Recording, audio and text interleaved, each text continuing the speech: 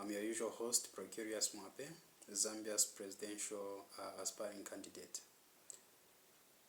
In today's video, I'll be discussing a topic to do with chiefs as local governments.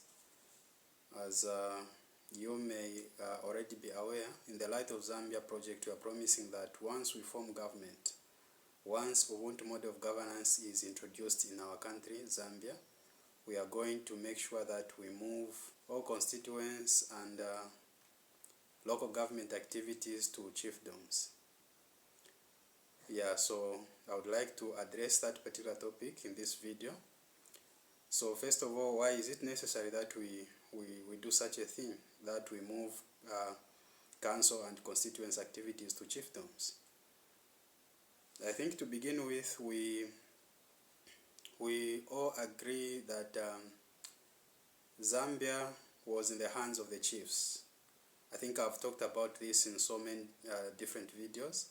Zambia was in the hands of these traditional leaders before the coming in of the colonizers. So obviously you understand that we did not have any other leader apart from our chiefs before the colonizers came in and formulated their own model of leadership in our country. Now, in the Ubuntu Model of Governance, we are proposing that it's better we go back to our system of governance, that which we know, that which our forefathers used and worked well for them. So, in order for us to go back to that system, and especially that we've also worked with the system, the current system, the one that the colonizers gave us, then the best way to then go back to our old system is to try and merge these two different systems of leadership. Because to a large extent, we don't need to have them running parallel to each other. Like you have traditional leadership on this hand, and then you have civil leadership or civic leadership on the other hand. I've indicated in some of the videos that this has been a source of confusion in so many areas. And I think we are grown-ups now. We should be able to see that this is not helping, this is helping.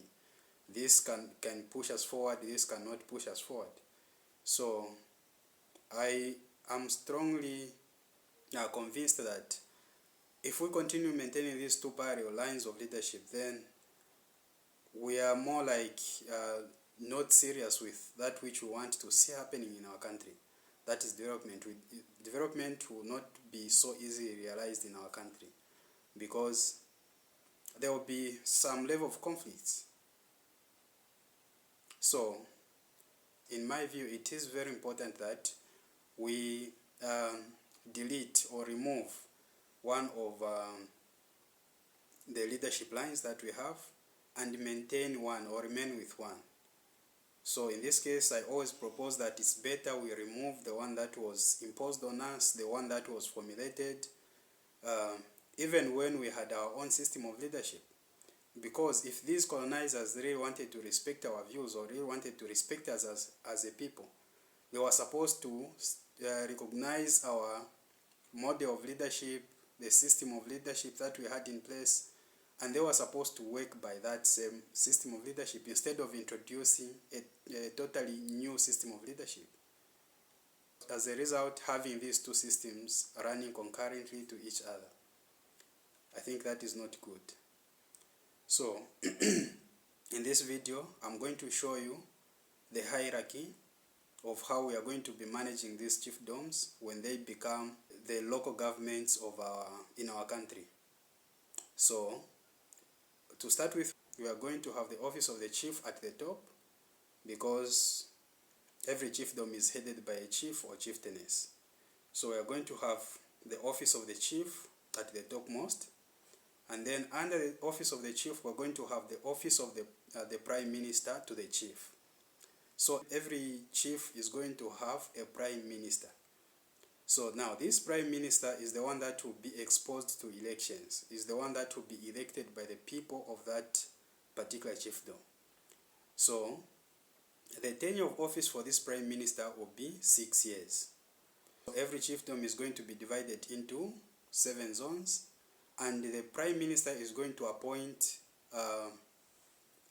7 ministers.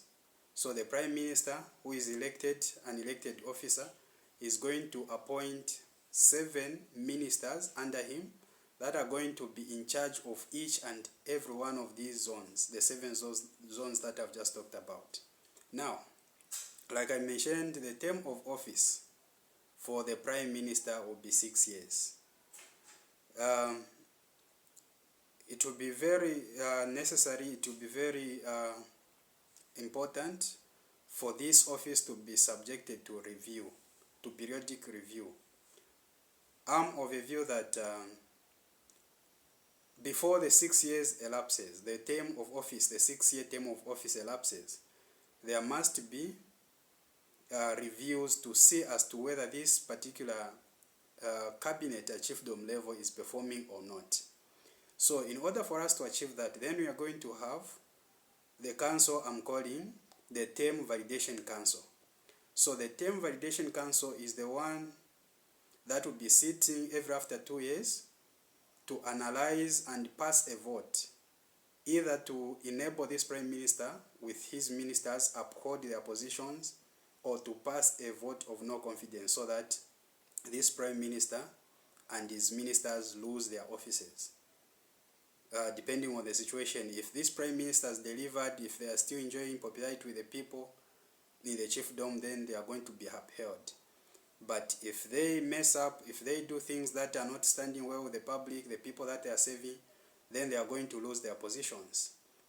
And once this vote of no confidence is passed, then that will be presented to the chief, who then is going to dissolve the position, or should I say the cabinet, of the Prime Minister and the ministers. Now, the members of the Term Validation Council are going to be formulated as follows. Each of the 7 zones in the chiefdom is going to nominate at least 10 members from their zone. They are going to be nominated to be sitting on the council, the Term Validation Council. So 10 members from each zone times 7 zones, then we have 70. So we'll have 70 men and women that will be sitting every after 2 years to review the term of, or the performance of this minister and his cabinet. So these 70 people are the ones that will be meeting, and we are doing it this way because we want to reduce on the cost. Because if we are going to expose, or should I say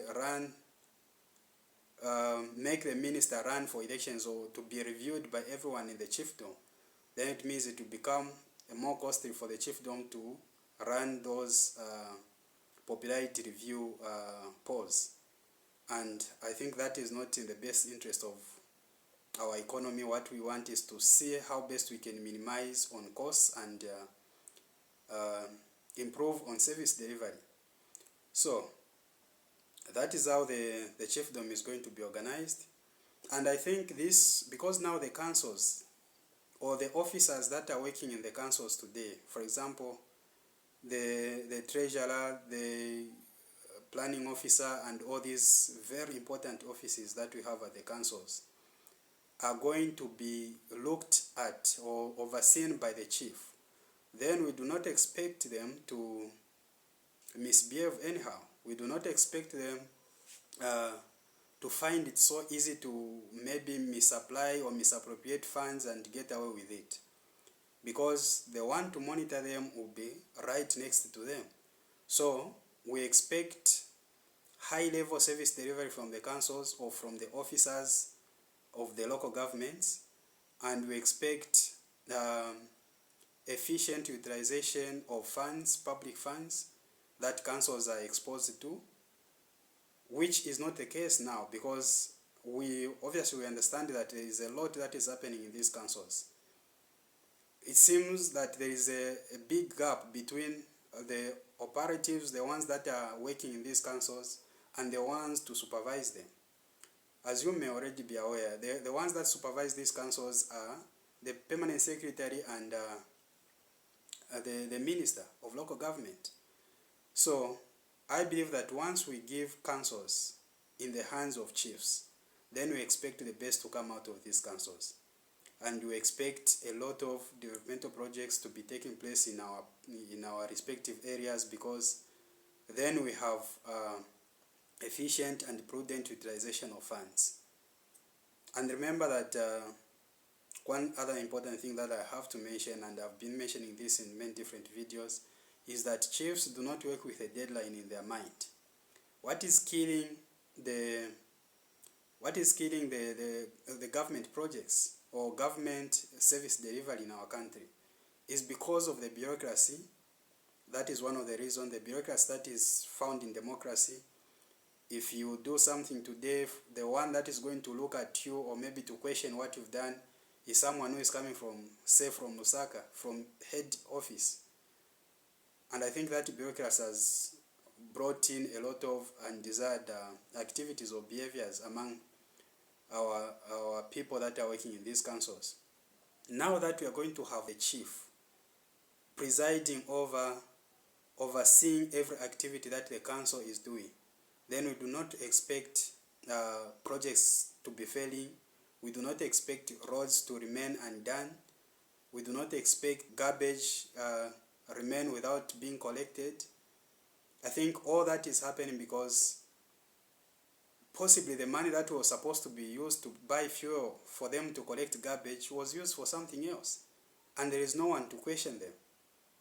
So that is the thing we want to get rid of. And I can assure you, brothers and sisters, that once we put the operations of these local governments into the hands of the chiefs, then we expect sanity, we expect improved service delivery, and efficient and prudent utilization of public funds. Going forward, these are some of the institutions that I feel should be present in each and every chiefdom across our great nation Zambia. Why I feel these institutions are important, we are going to discuss that later. But one of them is we need a secondary boarding school in each and every chiefdom. We need to put up a secondary boarding school. This is important because I feel secondary boarding schools have a better chance of building their own children or building their pupils, making them the way they want them to be, because all the time a pupil is in the hands of the teachers. And this is way better than a day secondary school, where pupils are belonging to two different hands. In the morning they are at school, at night maybe they are selling in the markets, or they are in bars or clubs, nightclubs, and that is to a large extent disturbing the academic performance of these pupils. So that's why we need a boarding secondary school, because we understand that everyone that has gone to a boarding secondary school, which is properly fenced with a whole fence, then we expect them to perform. If they fail to perform, then we know that there's just something wrong with the minds of these people. So obviously that's a better option, that's a better school. And why we need this to be present in each and every chiefdom is that today we have very few boarding secondary schools, those which are properly fenced. As a result, we are seeing a lot of more like people failing to access good education, because there are very few of these schools around. So what we would want is to make sure that we build as many as possible. Remember, this one I'm talking about is just the minimum. The minimum we should have in each and every chiefdom. But of course, what we would want is even to have more than this, the one that I'm talking about here. So the second important facility that I think is very necessary to be present in each and every chiefdom is a technical college, a technical skills college. This will answer to the much demand that we have from our young people who always want to go to college after graduating from their secondary schools, and they find it very hard for them to find such colleges, because to a large extent there are those of our people, there are those of our young people that do not have any connections in any of these towns where these colleges are found.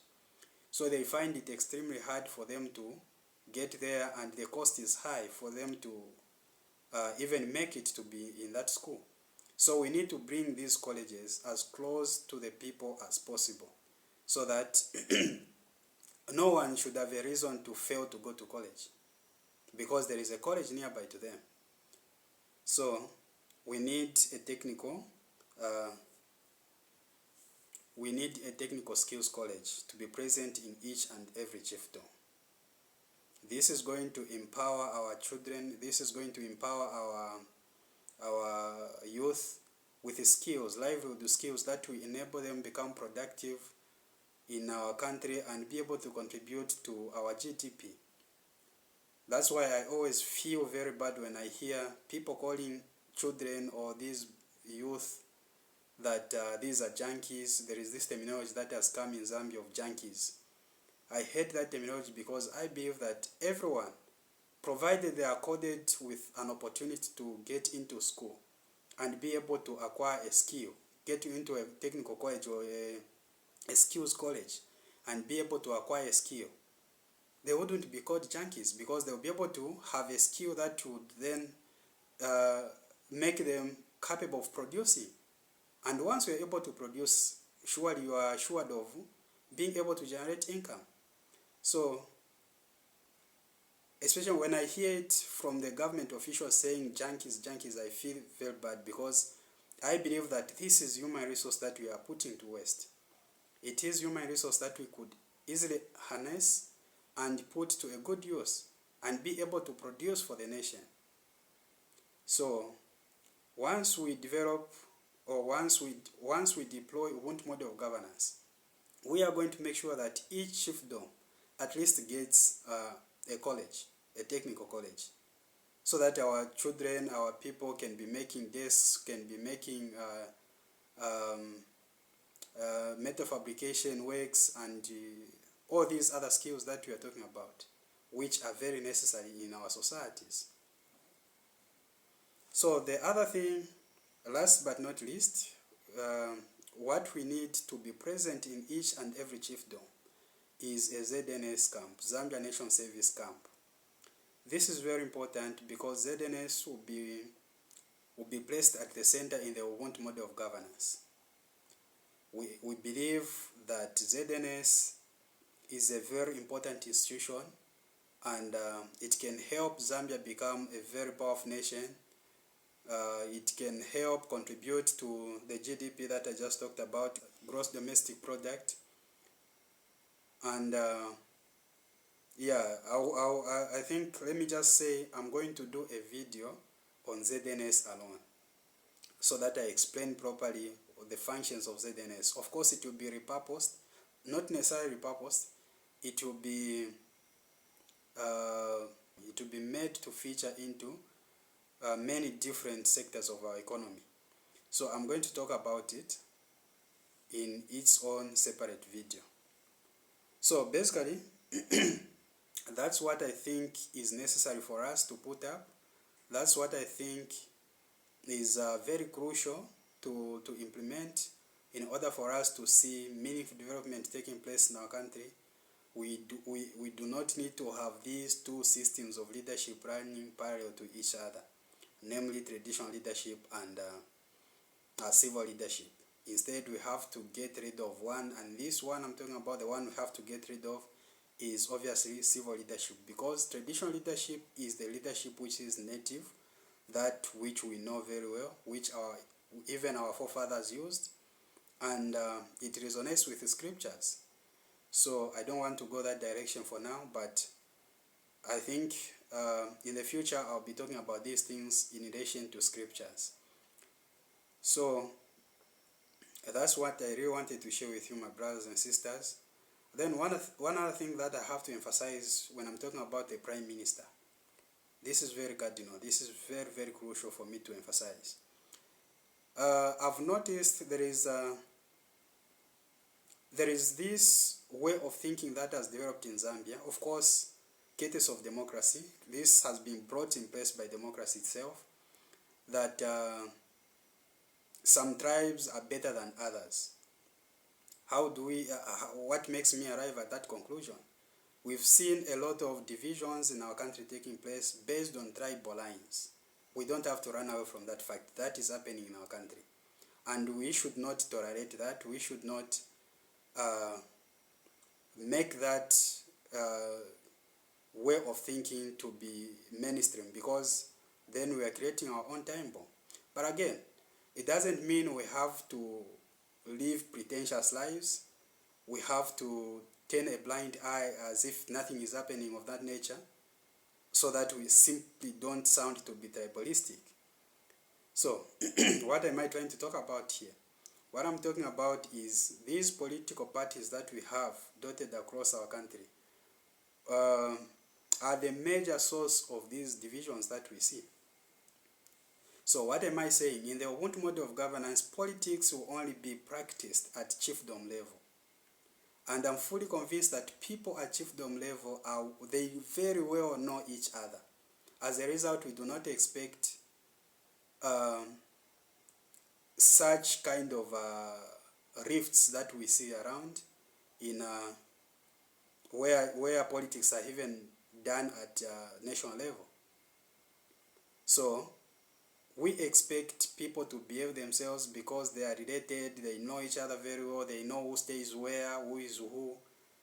So once the Ubuntu Model of Governance is introduced, we are not going to have such kind of confusion as electoral violence that we normally experience during election periods. Now, what I really wanted to talk about is that because now we want every chiefdom to feel to be led by the people that are from that very particular chiefdom, then I'm of the view that it's better we only give this position of the Prime Minister to the natives of the land. That is very important. We have to give that position to the natives of the land.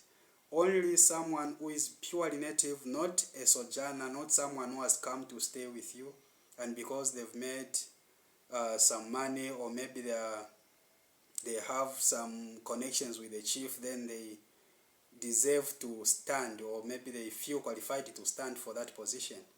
Any public elective position under Ubuntu Model of Governance at chiefdom level shall be only given to a native of that respective chiefdom, so that the people of that chiefdom could feel to be leading themselves, could feel to have a part in that leadership. Because what we are facing today, or what we're experiencing today, well, others could say that is one Zambia, one nation, but the truth of the matter is the people that are being led by those that have just come into their land are feeling that thing in their heart.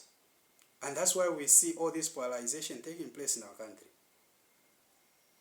So to avoid that is to only reserve the position or elective positions, public elective, again I'm going to repeat that, all public elective positions should be given to natives. What that means is, if this foreigner, if this somebody who has come from Chiefdom B wants to become some kind of leader in Chiefdom A, then this particular person must only have interest in professional or academic or experience-related positions. If, for example, we're looking for a headmaster in a school, or if we're looking for a CEO of a company, Chief Executive Officer of a company, then this one can be from any place, because what is required there is either experience, academic qualification, or professional experience or qualification. But when we are talking about we are electing the Prime Minister to the chief, that Prime Minister must always be a native of that chiefdom. This is similar to the way we do it at national level. For example, when we are electing a president in Zambia, we do not leave it open for anyone from anywhere as long as you are a Muntu. Remember, we are Bantus. Much of Africa is occupied by Bantu people. But we've not left it open to every Muntu person to come and contest or run for president in our country. We've restricted, we've said only those that are Zambians are the ones that should run for such an office. Because immediately we leave it open, we let someone coming from country C come in our country and become president, then we feel disconnected from that leadership. And that's exactly what we want to avoid. That's exactly what we want to avoid. So the way we do leadership in our homes, the way we do leadership at national level, that's how leadership, even at chiefdom level, all chiefs that are chiefs of certain chiefdoms, or those chiefs that are found in each and every chiefdom in our republic, in our country, are those that are related to the tribes that are found in those chiefdoms. So, equally, when it comes to the prime minister, it has to be someone who is native of the land. That is very crucial, that is very important, and I feel when we get to such a point, that's when every one of us, every one of these tribes that we have in our country, they will feel to be responsible of their own land, and they will feel to be leading themselves. So that was very crucial for me to mention, and especially that Zambia is going to become a kingdom. Therefore, we have to make sure that we get everything right at chiefdom level, because every one of us belongs to a chiefdom. So no one is going to say, but me, where am I going to, where will I even have a chance to stand as maybe prime minister? We all belong to a chiefdom. That's what our NRCs tell us. We all belong to a chiefdom. It doesn't matter where you are, as long as you're a Zambian, then you are a villager that is coming from a certain chiefdom. So, brothers and sisters, this is what I really wanted to share with you about chiefdoms as local governments, or moving local governments and constituency activities to chiefdoms. Because we are not going to have MPs, we don't need them. We are going to have the Council of 70, which is a group of chiefs that will be selected from the 10 provinces of Zambia. Those are the ones that will be converging at national level to discuss national matters, only national matters. Those issues that have the national character, those are the ones that will be discussed by the Council of 70. Not what we see in the current situation. You have a local government deal being discussed at national level, in the National Assembly. Those things could be resolved right from the council itself, at local level. So, brothers and sisters, that's what I wanted to share with you. And I encourage you to continue following this channel, because I'll be posting more interesting topics. Remember, my desire is to reform, is to make sure that we reform Zambia, especially the governance system that we have in Zambia, which we have experimented with for a very long period of time now, and it has failed to deliver. So you want to implement a system that can deliver, and especially that we have all these natural resources. And remember, in the Ubuntu Model of Governance, we are promising that we are going to nationalize all natural resources. So, this will even give us the power to build all these pieces of infrastructure that I was talking about. I know other people could even say, but where are you going to find the money to build all these schools, colleges, and these things that we are talking about? We'll have mines nationalized. We'll have all natural resources nationalized, run by the state. What that means is that we are going to have a lot of money, and that money is the one that we are going to use to build all these pieces of infrastructure I've just talked about. Remember that KK nationalized these mines, and he built the country just by using copper. The major commodity that KK had to export in those days was only copper. But today we have gold, we have emeralds, we have cobalt, nickel, sugilite, and many other natural resources. And very soon I believe that we are going to have oil in our country also. So it's not far-fetched for us to be able to do all these pieces of infrastructure that I've just talked about. So brothers and sisters, I encourage you to support this project. It's a project that means well, the project of the Light of Zambia. It is there to make sure that we come together, work together, and implement a system that is going to see Zambia be able to realize benefits that we're supposed to be getting from our land, which we're not getting today. I think we've heard a lot of promises from these politicians which never get to fulfillment. So are we going to continue behaving the same way and hoping that things at some point will change? I can tell you that when a mod which they use for making bricks or blocks is deformed, then you expect to be getting bricks or blocks that are deformed also, because the mod itself is not in good shape. So is the current system of governance that we have. It is not in good shape. It is not one that can build a nation. It's impossible. So let's work together to remove this mod and build a mod that is going to work for us, that is going to see massive development taking place in our land. We have a lot of money in this country. We shouldn't be all the time talking about borrowing. If we borrow, then let us borrow for productive purposes. We have to borrow because maybe we are recapitalizing the mines, or we are putting up a factory, or we are putting up an industry somewhere. That should be the reason for which we should be borrowing. So, brothers and sisters, I encourage you to support this project, especially the young people. I can tell you our future is very dangerous if we do not stand up now and put in a system that is going to represent our interests. Until we meet in the next video, I'm saying let there be light.